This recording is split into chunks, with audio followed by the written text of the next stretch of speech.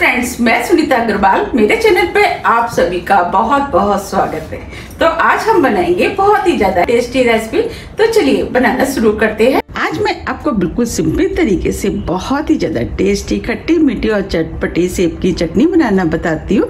कैसे बनाई जाती है। आपने काफी तरह की चटनियाँ खाई होंगी, लेकिन हो सकता है आपने सेब की चटनी नहीं खाई होगी, तो आप इसे एक बार जरूर ट्राई कीजिएगा। आपको भी ये बहुत ज्यादा पसंद आएगी।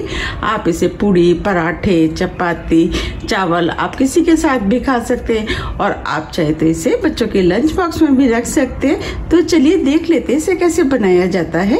सेब की चटनी बनाने के लिए ये हमने 400 ग्राम सेब लिए हैं। सबसे पहले हम सेबों को छील लेते हैं। तो हम एक सेब ले लेते हैं और इस तरीके से हम सेब को छील लेते हैं।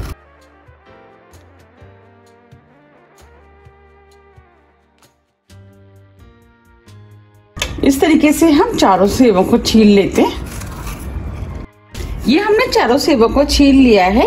अब हम इसमें से एक सेब ले लेते हैं और इस सेब को हम इस तरीके से काट लेते हैं, और इसके अंदर जो बीज है हमें उसको निकालना है।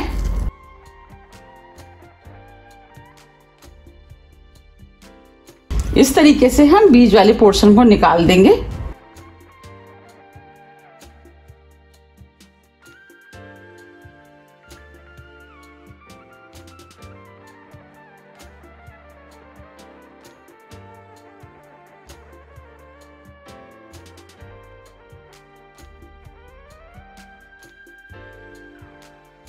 ये हमने सेब में से बीच वाला पोर्शन निकाल दिया है।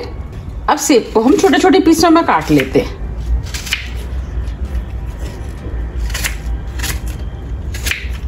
देखिए, मैं आपको पास से दिखा देती हूँ।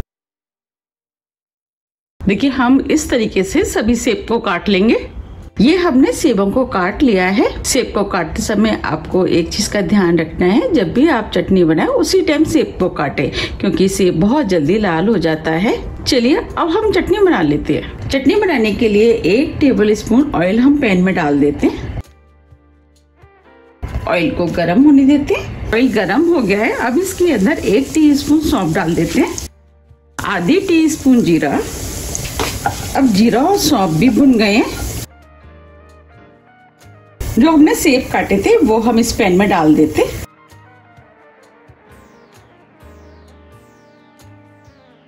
सेब को मिक्स कर देते।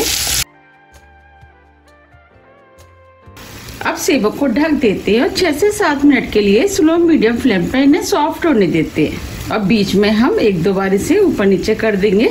7 मिनट करीब हो गए हैं। अब सेब पहले से सॉफ्ट हो गए हैं। देखिए, हम इन्हें दबा रहे हैं तो ये इजीली दब रहे हैं। अब हम इसके अंदर आधी टीस्पून सफेद नमक डाल देते हैं। आप चाहें तो पकाते समय भी नमक डाल सकते हैं। 1/4 टीस्पून काला नमक, इससे फ्लेवर अच्छा आएगा और चटनी खाने में भी टेस्टी लगेगी। नमक को मिक्स कर देते हैं। अब इन सेबों को हम थोड़ा सा और मैश कर देते हैं। ये हमने सेबों को मैश कर दिया है। हमने 400 ग्राम सेब लिए, तो अब हम इसके अंदर 100 ग्राम गुड़ डाल देते हैं, 100 ग्राम चीनी यानी 200 ग्राम, और आप चाहें तो सिर्फ 200 ग्राम चीनी या 200 ग्राम गुड़ भी डाल सकते हैं। दोनों चीजों को मिक्स कर देते।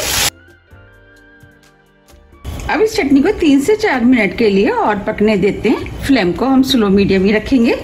4 मिनट करीब हो गए हैं। अब जो हमने चीनी और गुड़ डाला था वो भी मेल्ट हो गया है। अब हम इसके अंदर मसाले ऐड करेंगे। मसाले में 1 टीस्पून कश्मीरी लाल मिर्च, इससे कलर अच्छा आएगा, चटनी देखने में भी सुंदर लगेगी। मिर्च आप अपने टेस्ट के अनुसार थोड़ी सी कम या ज्यादा भी कर सकते हैं, क्योंकि कश्मीरी लाल मिर्च ज्यादा तीखी नहीं होती है। 1/4 टीस्पून भुने वाले जीरे का पाउडर, 1/4 टीस्पून फ्रेश कुटी हुई काली मिर्च, इससे फ्लेवर अच्छा आएगा। अब सभी मसालों को मिक्स कर देते हैं। आप देख पा रहे हैं चटनी में कितना अच्छा कलर आया है। चटनी में क्रिस्टल ना बने और चटनी खाने में टेस्टी लगे, तो अब हम इसके अंदर 1 नींबू का रस डाल देते हैं। इससे चटनी में खट्टा, मीठा, तीखा सभी टेस्ट आएंगे। उससे चटनी खाने में और भी ज़्यादा टेस्टी लगेगी। अब ये चटनी बनके तैयार हो गई है। आप देख पा रहे कितनी बढ़िया चटनी बनी है। अब हम फ्लेम को ऑफ कर देते हैं। चलिए अब चटनी को सर्व कर लेते हैं। आप देख पा रहे कितनी बढ़िया सेब की खट्टी मीठी चटपटी चटनी बनके तैयार हुई है और ये खाने में भी बहुत ही ज़्यादा टेस्टी लगती है। और आपको तो पता ही है कि सेब हमारी हेल्थ के लिए कितने ज़्यादा फायदेमंद होता है, क्योंकि इसमें भरपूर मात्रा में fibre, vitamin C, minerals, iron जो हमारी खून की कमी को पूरा करता है और इसमें एंटीऑक्सीडेंट होते हैं। इसीलिए तो कहा जाता है कि अपनी डाइट में एक सेब को किसी न किसी रूप में ज़रूर खाना चाहिए। जैसे कि बच्चे सेब खाना पसंद नहीं करते हैं तो आप इस चटनी को उनको बना करके दे सकते हैं, उनको ये चटनी बहुत ज़्यादा पसंद आएगी। और घर में अगर सेब रखें फिर तो इस चटनी को बनाने में बिल्कुल भी टाइम नहीं लगता है। आप इसे किसी भी कांच की एयर टाइट बोतल में भर करके फ्रिज में रख सकते हैं और ये कई महीने तक खराब नहीं होती है। और जब भी आपको खाना है आप इसे निकाल करके खा सकते हैं। तो आप मुझे कमेंट्स करके ये जरूर बताइए कि आपको ये चटनी कैसी लगी। अगर आपको पसंद आती है तो आप ज़्यादा से ज़्यादा फ्रेंड और फैमिली के साथ शेयर कीजिए और मुझे कमेंट्स करके ये जरूर बताइए कि आप इसे कब बना रहे हैं। अब मैं आपको इस चटनी को पास से भी दिखा देती हूँ। देखिए कितनी बढ़िया चटनी बनी है, देखते ही आ रहा है ना मुंह में पानी। तो आप मुझे कमेंट्स करके ये जरूर बताइए कि आप इसे कब बना रहे हैं। अगर आपको मेरी रेसिपी थोड़ी भी पसंद आती है तो रेसिपी को लाइक कीजिए, चैनल को सब्सक्राइब कीजिए और ज़्यादा से ज़्यादा शेयर कीजिए। अब हम फिर मिलते हैं इसी तरह की टेस्टी रेसिपी के साथ। जब तक के लिए नमस्कार।